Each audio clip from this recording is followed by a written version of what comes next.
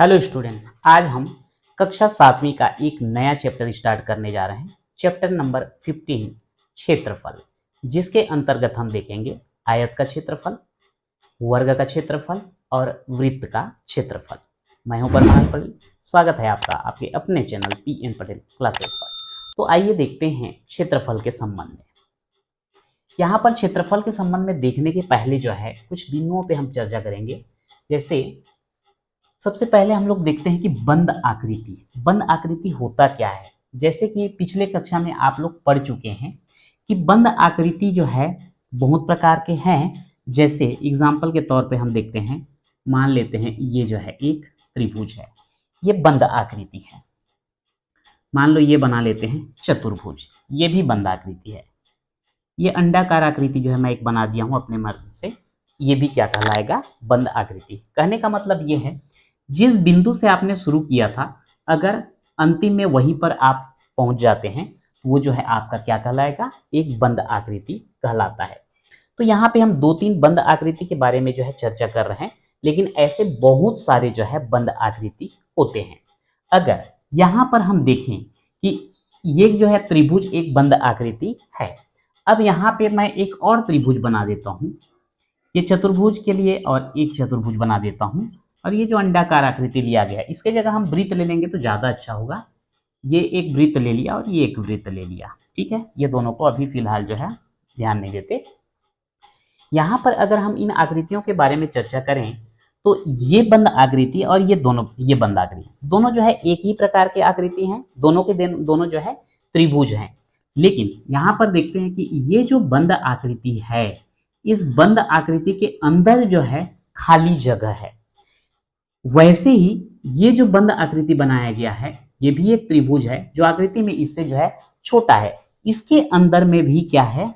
कुछ जगह है। यानी कि अगर हम किसी समतल में रखते हैं तो ये बंद आकृति जो है अपने अंदर कुछ जगह को जो है घेरते हैं, और वही जो जगह होता है वो क्या कहलाता है? आपका क्षेत्र कहलाता है। बंद आकृति समझ में आ गया होगा कि बंद आकृति यहाँ पे अलग अलग प्रकार के हमने ले लिए, त्रिभुज ले लिए, चतुर्भुज ले लिए, वृत्त ले लिए। यहाँ पर त्रिभुज में हमने 2 प्रकार का लिया, एक छोटा साइज और एक बड़ा साइज। यहाँ पर हम देखते हैं कि ये बड़ा साइज जो है समतल में कुछ जगह को घेर रहा है, छोटा साइज भी समतल में कुछ जगह को घेर रहा है। लेकिन अगर हम दोनों की कंपेयर करें तो यहाँ जो बड़ा वाला है ये ज्यादा स्थान घेरेगा और छोटा वाला जो है कम स्थान घेरेगा। इसी के आधार पर जो है हम लोग क्षेत्रफल याद करते हैं। ये ज्यादा स्थान घेर रहा है यानी कि उसका क्षेत्रफल ज्यादा है, और जो कम स्थान घेर रहा है उसका क्षेत्रफल कैसा है? कम है। अब यहाँ पर इसके आधार पे अगर हम क्षेत्रफल की गणना करना चाहें तो क्षेत्रफल की गणना करने के लिए जो है एक काम करते हैं, यहाँ पर जो है एक आयत ले लेते हैं। आयत जो है एक विशेष प्रकार का चतुर्भुज है जिसके सम्मुख भुजा जो है समांतर होते हैं, और सभी कोण सम्मुख भुजा समांतर और बराबर, और सभी कोण जो है 90-90 अंश के होते हैं। मान लेते हैं यहाँ पर जो है हम एक आयत जो है ले रहे हैं, ठीक। मान लो इस आयत का नामकरण हमने कर दिया ABCD। ये जो आयत है इसकी लंबाई 6 सेंटीमीटर है और चौड़ाई जो है इसका 3 सेंटीमीटर है। ये हो गया आपका आयत, ठीक है। अब ये आयत जो है ए से हम शुरू करें, बी तक जाएं, सी तक जाएं, डी तक जाएं, वापस ए तक आए, तो ये जो बंद आकृति बन रहा है आयत, ये अपने जगह अंदर जो है जगह जो खाली है उतना जगह जो है इस समतल में जो है घेर रहा है। अब यदि ये जो 6 सेंटीमीटर है, हम 1-1 सेंटीमीटर की दूरी पे जो है चिन्ह लगा दें, 1 2 3 4 5 और ये हो जाएगा 6। यानी कि मैं इसको अंदाज से खींच रहा हूं, ये 6 सेंटीमीटर के लिए जो है हमने 6 अलग अलग बिंदु लगा लिया और इसको बराबर ऐसे ही 6 भागों में हमने बांट दिया, ठीक है। अब ये जो है ये चौड़ाई जो है 3 सेंटीमीटर है, तो इसको जो है हम बराबर 3 भागों में बांट देते हैं। अब यदि देखा जाए ये छोटा एक पोर्शन अगर हम लोग ले लेते हैं तो ये लंबाई कितना होगा 1 सेंटीमीटर, ये चौड़ाई कितना होगा, ये भी होगा 1 सेंटीमीटर। यानी कि इतना वाला भाग अगर हम लोग देखें तो ये जो है लंबाई भी 1 सेंटीमीटर और चौड़ाई भी 1 सेंटीमीटर होगा। अगर इन दोनों का गुणा करें तो 1 एकम 1 और सेंटीमीटर गुणे सेंटीमीटर को हम क्या लिख सकते हैं, सेंटीमीटर का वर्ग। तो ये जो आयत है इसमें हमने 1 सेंटीमीटर लंबा और 1 सेंटीमीटर चौड़ा का जो है अलग अलग खंड बना दिया, डिब्बा बना दिया। और एक डिब्बा का जो क्षेत्रफल बन रहा है वो कितना आ रहा है, 1 सेंटीमीटर वर्ग आ रहा है। अब यदि इस आयत में कितने खंड हैं इसको हम गिन लें।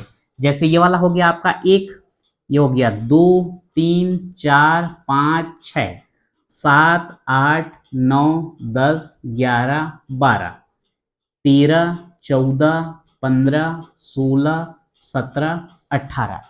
यानी कि इस आयत में जो है टोटल 18 खंड मिल रहे हैं और एक खंड का क्षेत्रफल हो रहा है 1 सेंटीमीटर वर्ग। तो ये पूरे आयत का क्षेत्रफल की बात करें तो कितना आ जाएगा, 18 सेंटीमीटर वर्ग आएगा। अब यहाँ पे जो 18 सेंटीमीटर वर्ग क्षेत्रफल जो आया है इसी को हम सूत्र के रूप में कैसे करके कन्वर्ट करेंगे उसको हम यहाँ पे देखते हैं। इसके हिसाब से तो हमको आयत का क्षेत्रफल कितना मिल चुका है, आयत का क्षेत्रफल मिल चुका है 18 सेंटीमीटर वर्ग। अब ये 18 का अगर आप गुणनखंड करोगे तो यहाँ पे 3 गुणनखंड बनता है, 1 गुणित 18, 2 गुणित 9 और 3 गुणित 6। कहने का मतलब 1 और 18 का गुणा करोगे तो 18 आएगा, 2 और 9 का गुणा करोगे तो 18 आएगा, 3 और 6 का गुणा करोगे तो 18 आएगा।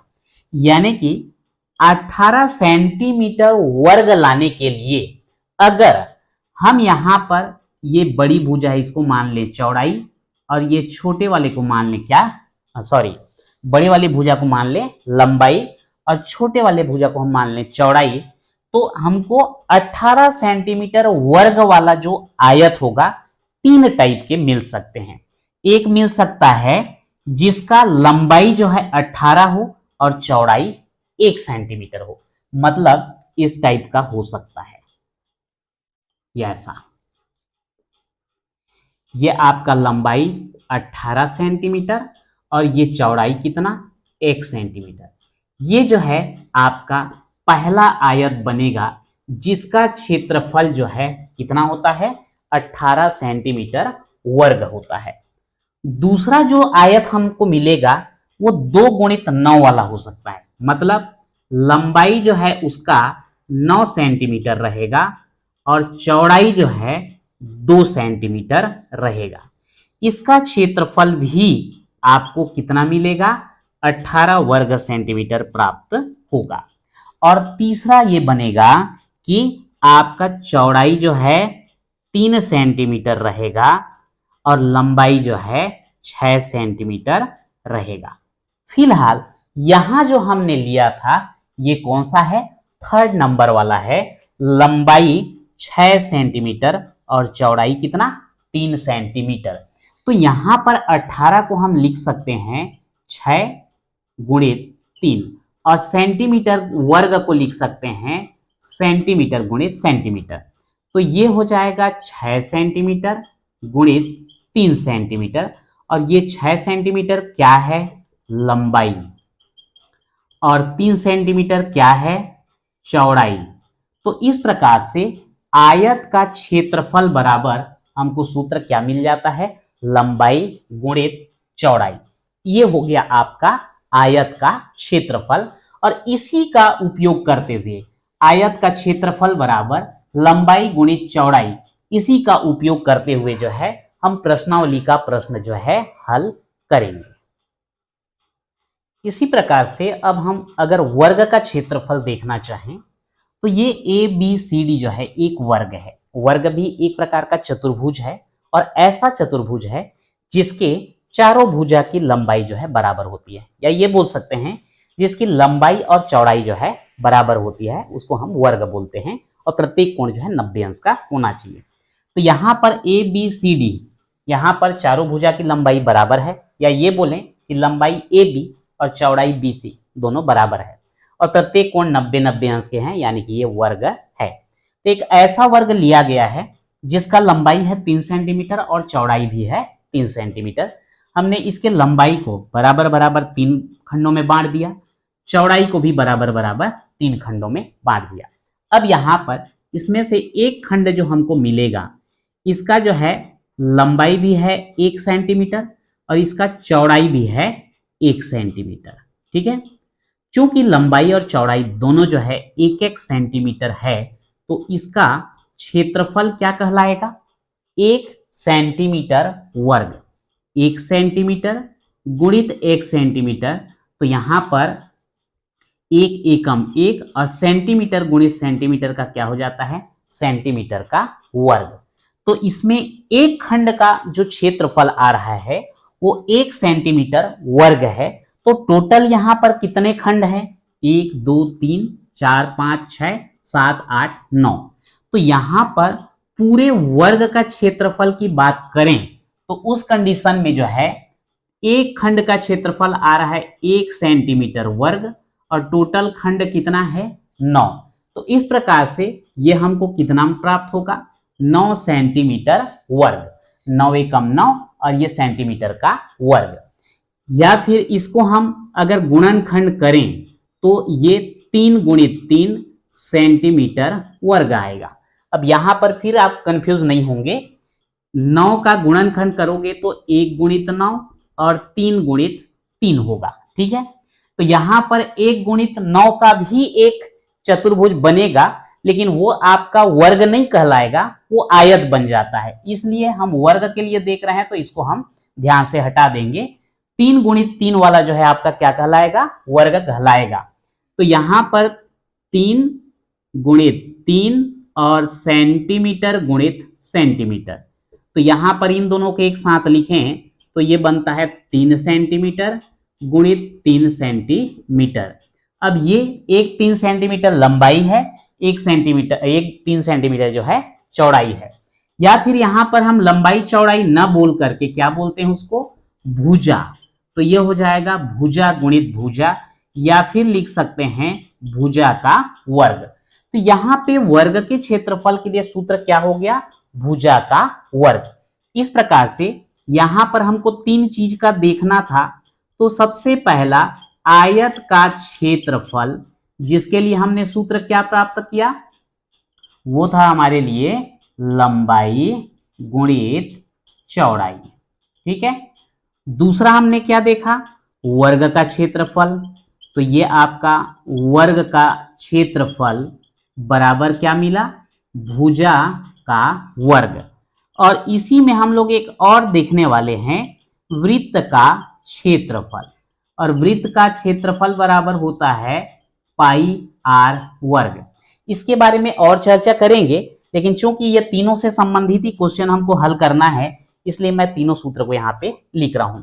वृत्त का क्षेत्रफल पाई आर वर्ग, जहां पर पाई का मान कितना होगा? 22/7 या फिर 3.14। अगर बटे के रूप में लिखना चाहें तो 22/7 लिखेंगे, और दशमलव के रूप में लिखना चाहेंगे तो 3.14 लिखेंगे। और आर जो है वृत्त की त्रिज्या है।